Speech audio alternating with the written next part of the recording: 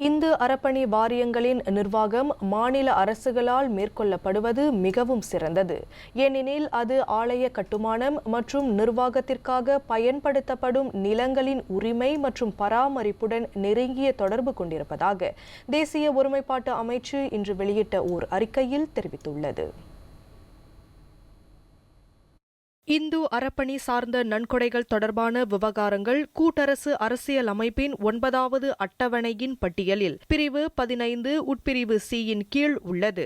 அதே நேரத்தில் நிலம் தொடர்பான விவகாரங்கள் அதே கூட்டரசு அரசியல் அமைப்பின் மாநில பட்டியலில் உள்ள பிரிவு 2-ன் கீழ் மாநில அரசுகளின் அதிகார வரையறைக்குள் உள்ளதாகவும் அமைச்சு தெளிவுபடுத்தியது. எனவே இந்து அறப்பணி வாரியங்களின் நிர்வாகம் சட்டப்பூர்வமாகவும் சீராகவும் செயல்படுவதற்கு மாநில அரசுகளின் பங்களிப்பு முக்கியமானது. இந்த நடைமுறை ஏற்கனவே பினாங்கு இந்து அறப்பணி வாரியத்தின் மூலம் அமல்படுத்தப்பட்டுள்ளது. அந்த வாரியத்தை அமைக்கும் சட்டம் கூட்டரசு அரசியல் அமைப்பில் உருவாக்கப்பட்டிருந்தாலும் அதனை அமைக்கும் அதிகாரம் மாநில ஆளுநருக்கு வழங்கப்பட்டுள்ளது. ஆகவே எந்த மாநிலத்திலாவது இந்து அறப்பணி வாரியம் அமைப்பதற்கான அவசியம் இருந்தால் அதற்கான பரிந்துரையை மாநில அரசுகளிடம் முன்வைக்கலாம் என்றும் அமைச்சு தெரிவித்தது.